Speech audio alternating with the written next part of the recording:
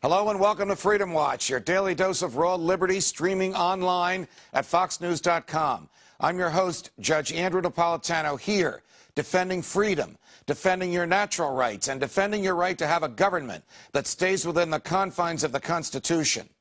Rising unemployment and likely inflation, the falling dollar and talk of an alternative global currency, and gold reaching record highs. What's happening to our economy? Can it and will it rebound? Here with some answers, Connecticut Senate candidate and president of Euro-Pacific Capital, Peter Schiff. Peter, welcome back to the show. Thanks for having me on, Judge. The government says the recession has bottomed out. Do you buy that? Not a chance. The recession has got a long way to go. In fact, if you look at the recent data that came out a couple of days ago, GDP is now 71% consumer spending. That's an all-time record, or at least a record since the Second World War. And that shows me that the economy is getting more out of balance, and we haven't even begun to address the underlying economic imbalances that make the recession necessary. What are we doing wrong, or what is the government doing wrong, that gross domestic product, GDP, is that high? Well, I mean, spending. What Right. the government is doing is the government is encouraging more spending through reckless borrowing. The problem is we need less consumer spending right now because we spent too much. We need consumers to save money. We need savings to go to businesses so they can make capital investments, so they can expand, so that we can be more productive, so that we can create more jobs. But none of this is happening. If all of our wealth is being squandered on present consumption, we're digging ourselves into a deeper ditch, and that is being reflected in the weakening value of the dollar. The foreign exchange markets understand that all we've got is inflation. We're printing money. We're not making stuff, so we're driving down the value of our currency, and you can see that reflected in the record high price of gold. All of this is going to come to a head soon, I think, in a real currency crisis. If our dollar, takes a big drop, moves down maybe 10 or 20% or 30% in a short period of time, then we're going to be right back in a serious recession, except we're going to have very high inflation and very high interest rates simultaneous with that recession, just like they're having in Iceland right now. What is the role of the Chinese government in the value of the dollar worldwide? Is there some nefarious or evil goal here, or are they just doing what's best for themselves and their economy? Well, I think maybe they think they're doing what's best for themselves, but they're not. They're actually hurting themselves. They came out today, China's reserves now stand at $2.3 trillion.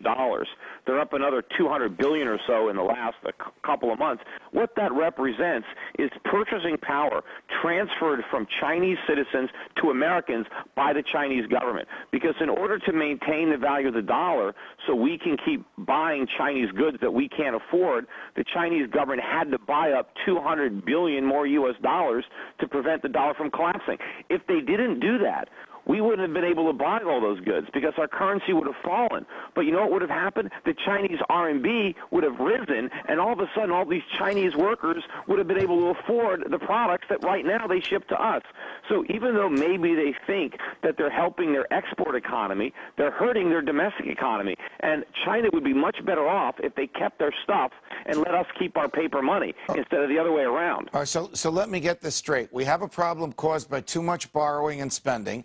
So in order to cure this problem, we borrow more from the Chinese. The Chinese are worried about the value of the dollar. In order to shore up the value of the dollar, they get more dollars. Yeah, but remember, we're not trying to cure the problem. We're trying to prevent the problem from being cured because the cure is painful. The politicians don't want the cure. What they want is a way to postpone the cure by pushing off the problems to a later date. That is all they're doing, right? We're doing exactly what we did in 2001 and 2002 when Bush and Greenspan refused to allow a recession to run its course. Instead, they slashed interest rates, they stimulated the economy, and they created the problems that finally manifest in 2008.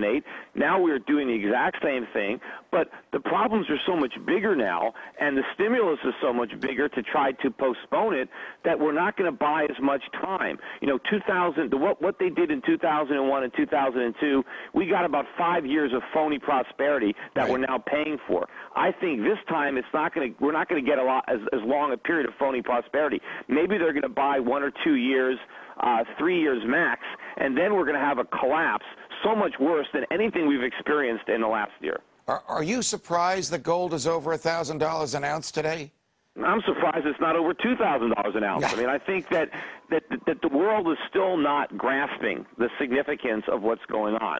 They still don't appreciate the real predicament that the U.S. economy is in, how precarious our banking system is, how we're totally dependent right now on this artificial life support of 0% interest rates, and the Fed was pretending that they stand ready to raise interest rates as soon as inflation becomes apparent. That's all a bluff. Inflation is already getting worse. They can't raise interest rates. They're in a huge box.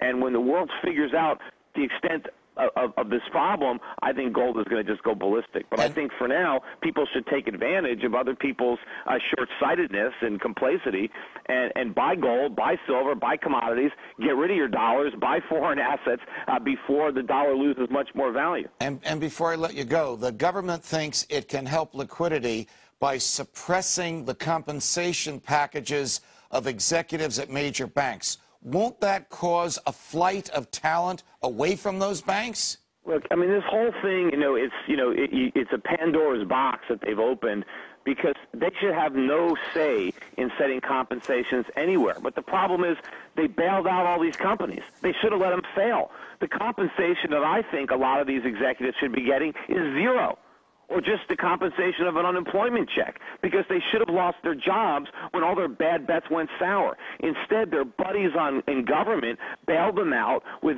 massive amounts of money, and now Wall Street is making even more money, record amounts of money, taking cheap, free money from the government and just speculating with it.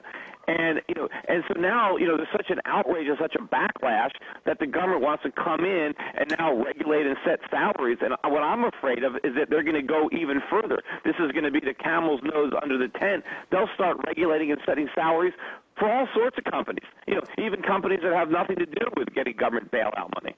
Peter Schiff, thanks for joining us on Freedom Watch. Sure, thanks for having me.